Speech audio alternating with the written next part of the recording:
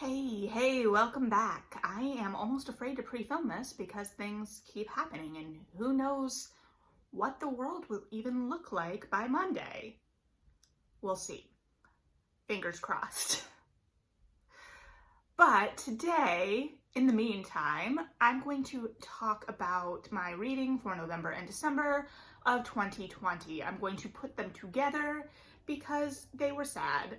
I did look on my Storygraph and compare my November and December of 2020 to 2019 to get a feel for if it was particularly worse this year or if it just felt worse. I do know that I historically go into a reading slump about November. I've been vocal about that. I think that may be pretty common. But this year was hard because of the world around us as well. So I was like, what was what? So they look actually to be pretty on par. So my reading stats, 2020 was my worst reading year since college. And I think that because November and December actually seem, not completely abnormal, that tracks back to January. I had a lot more goals for my personal life. And then this summer I was working a lot. So all of that also, because of the nature of my job now, I'm listening to a lot less audiobooks. And I think that was a way in the past few years that I've managed to sneak in even more titles. So lots of things, neither here nor there. You probably don't care about any of that. So let's get to the books. Again, not the list I was anticipating. There were a lot of books from 2020, or I should say released in 2020, that I was very excited about that I didn't get to. So hopefully we'll see those pop back in 2021. So the first book I read was Himself by Jess. I picked this up based on my love of Things in Jars. This came out when I was a bookseller and I somehow missed it. And one of my best friends, who was also a bookseller with me at the time, raved about this book and had it on her staff recs, and somehow I just it didn't click. I had no clue. I think when you look at this cover, it looks like very standard literary fiction in a vein like an Anne Patchett type vein that I just wasn't in the zone for. But in reality, it's like a spooky Irish ghost story, murder mystery. Takes place in the 70s, so if you are really big into true crime, this is an era you probably spend a lot of time in anyway. And then it's got ghosts, and now having read Things in Jars and Himself, this seems to be the way Kidd handles ghosts. I love. I can definitively say, I guess. So definitely a thing to keep your eye on. I'm sorry, I'm looking at the bee. That may have been part of it. I feel like bees are very in right now in my mind.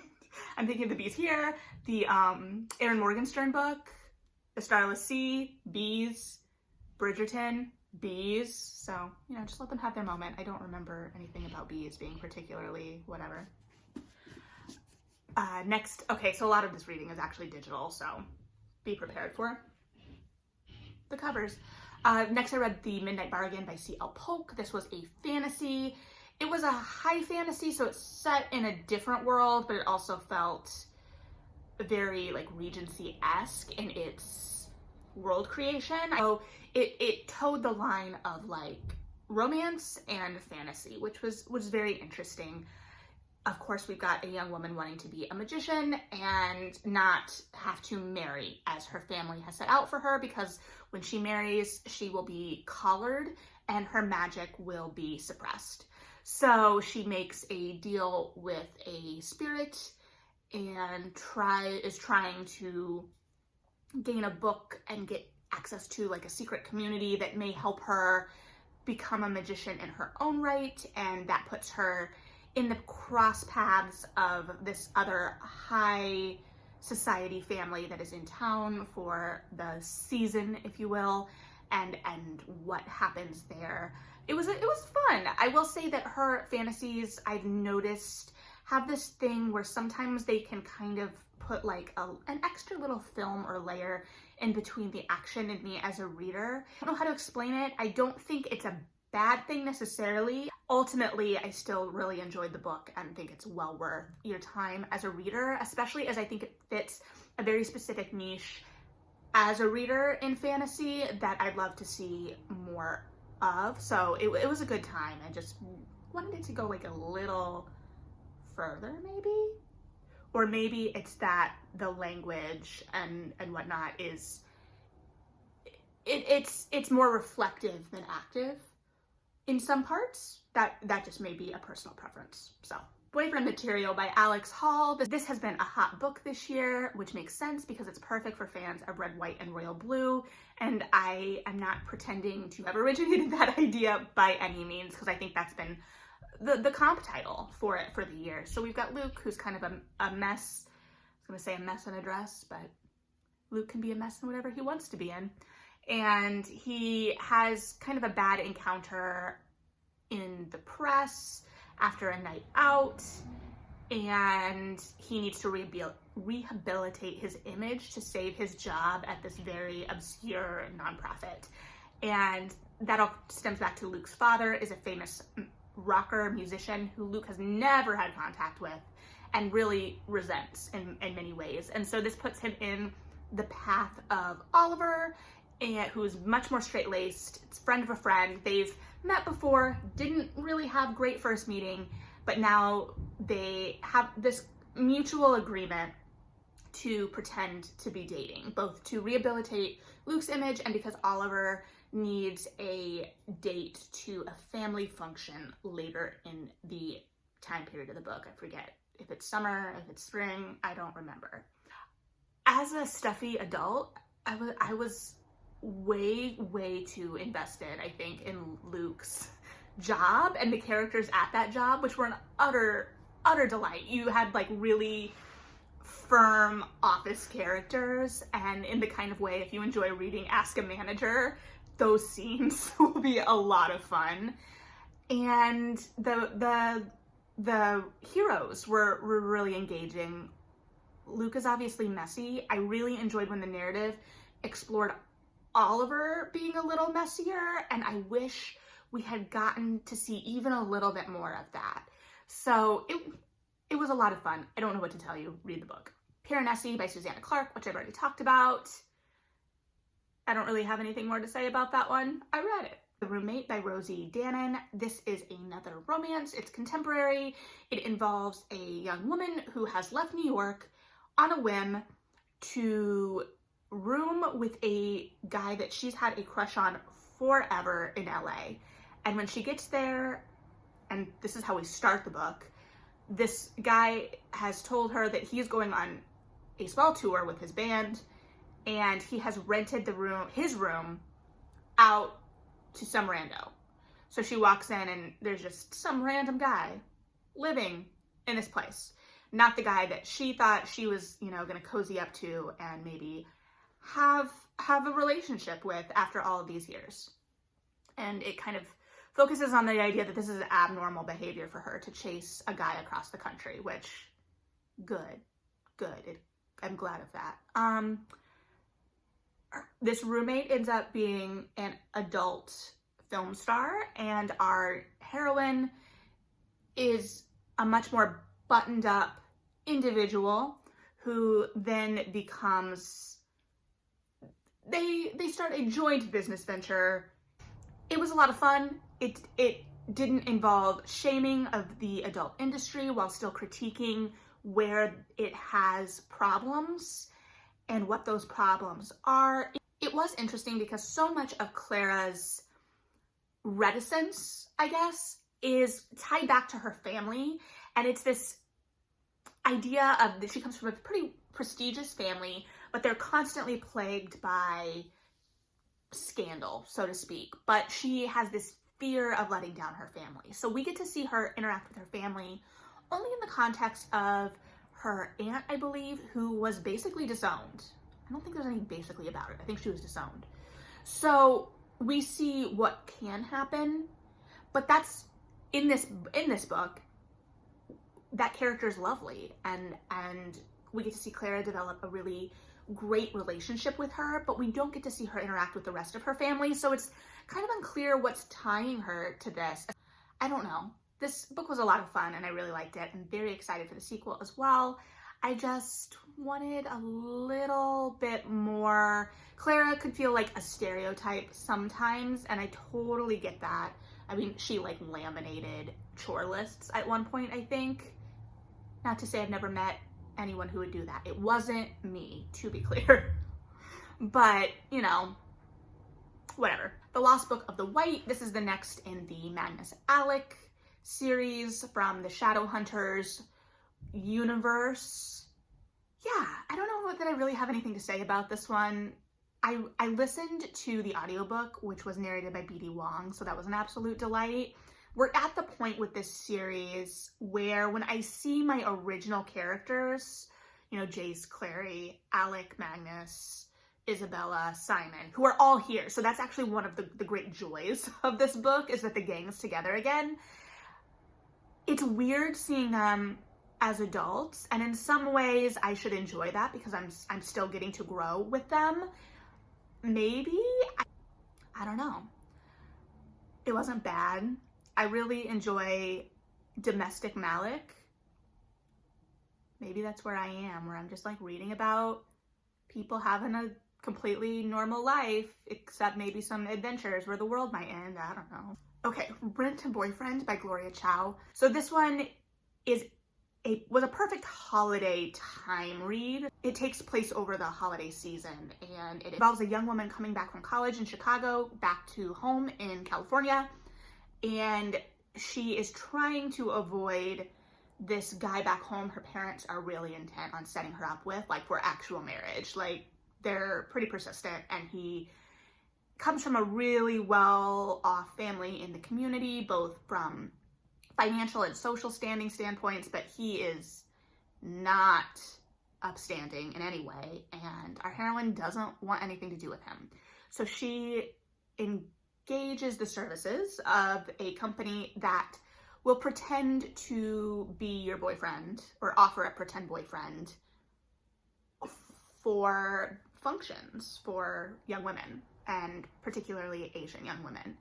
So characters are trying so hard and dealing with the weight of expectation versus their own wants and desires, while still not wanting to upset and completely end relationships. And that's one of the main concerns for our heroine, is that she doesn't want to lose her relationship with her parents, and our hero has lost his relationship with his parents. So that's a real fear that we can see the consequences of as a reader. We know that that's a possibility, and if this is something she doesn't want, how do we prevent it? While also recognizing that a lot of what her parents do really stinks for her. So it is that fake dating trope. It's a condensed, succinct timeline, and it's a romance. So it's a lot of fun, and I really enjoyed it. I just really like Gloria Chao. The next book I read was for book club, and that was The 10,000 Doors of January by Alix E. Harrow. This has been a hyped book since it came out. I really have regretted not reading it, and we had a really, really good book club discussion based on this book. I really enjoyed it, and I also think there were some places that I would have liked to see more or different from it, in that it's a perfect book for lovers of books. It really engages with that love of books and stories and literature.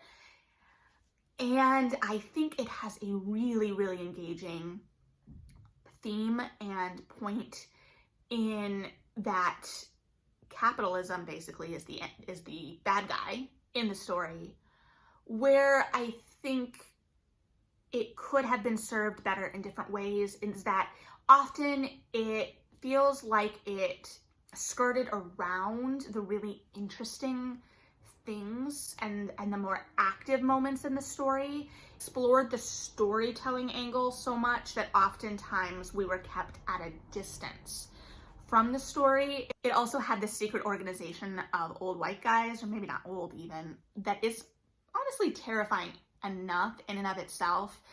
And then, slight spoiler, one of them turns out to be a vampire. But why? My whole book club, we were kind of like, but why? And it never feels like it's played out to its full extent. it's almost as if we are weaving popular stories and storytelling themes and ideas into the story as a means of exploring some of those story lover angles, but in a way, in this case, that didn't really feel connected to that potential intent in a way that I saw the payoff of it. And I am still excited to read her 2020 release, but that's where it kind of kept me back from like it being a complete knock out of the park book. And this was something that's completely up my alley. So again, it leads to a really great book club discussion too. And then I read another book romance about a rogue by Linden. This one threw me in that it went in a different direction than I expected based on the blurb, and I still really enjoyed it. It was just interesting because the blurb sets it up as the hero. Well, the whole prologue is about the death of this gentleman. I don't remember his rank or anything, but he has no heirs. The last heir in the direct family isn't, they know it's going to pass to a distant relative basically with the death. So the matriarch of this family calls in like the last two remaining people that they know may inherit. And our hero in this book is second in line for this. So there's this idea, or at least I went in with this idea, that we were going to be playing with this guy who has to get married to prove his respectability to this woman in order to gain this allowance. And so he has to prove himself. And so I went in with this expectation that he was going to become closer to that seat, so to speak, than the narrative got him. So he ends up getting married to this woman, and it's also like a false bride situation where the sister that he marries is not the sister he intended to marry, whose father owns this ceramics business. So it takes us more to the ceramics business and business side of this era than the gentry, which actually was a lot of fun. And our heroine is really involved in the company and the business, and she does not trust this hero. And the hero is set up to be a bit of a rogue and a scoundrel, but that is complicated. So it was really interesting. I think the second book is going to get us closer to the line of succession question and issues that were set up in this book. And so hopefully we'll get to see our hero and heroine again. We'll see. It's also interesting because at this point, for these two characters, I don't think inheriting a title is a happy ending for them.